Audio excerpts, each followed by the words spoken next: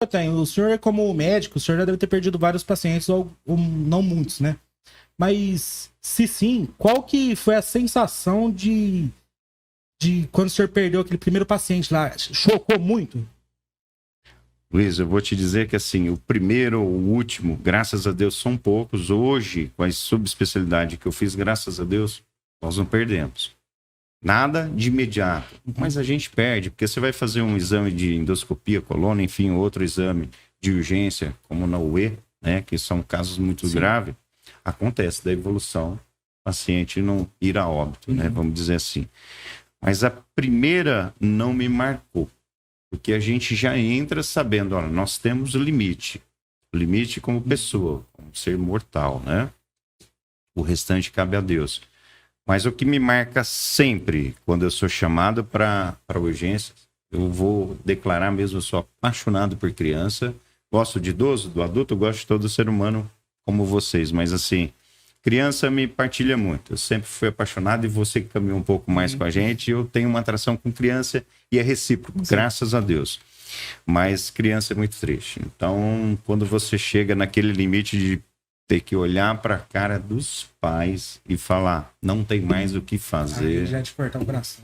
Aí não dá. Então, eu, por exemplo, sou formado em cirurgia também em geral. Eu comecei cirurgia pediátrica, eu não dei conta. Porque é muito legal você fazer a cirurgia, as coisas eletivas, é ótimo, prazeroso, mas querendo ou não, você vai chegar um momento que é aquele caso, vamos falar o mais comum, né? Um câncer, uma doença tão avançada e então criança é meio complicado. Nossa, então o que mais me marcou foi um plantão em São Paulo.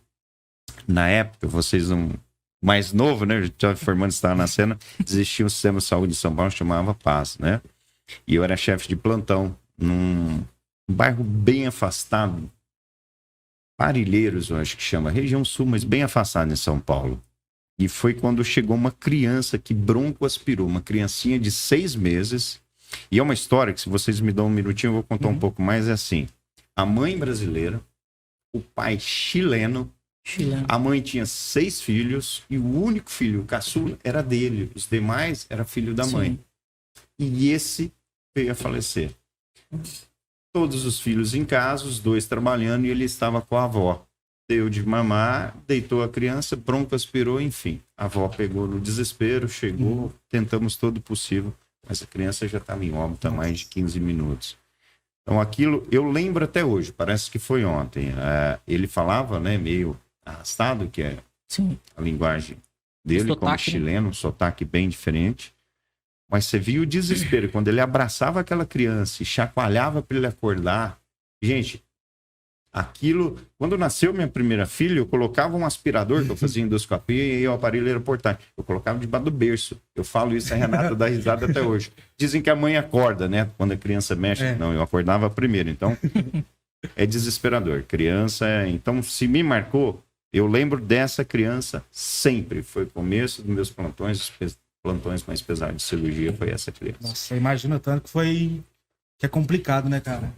Não é fácil.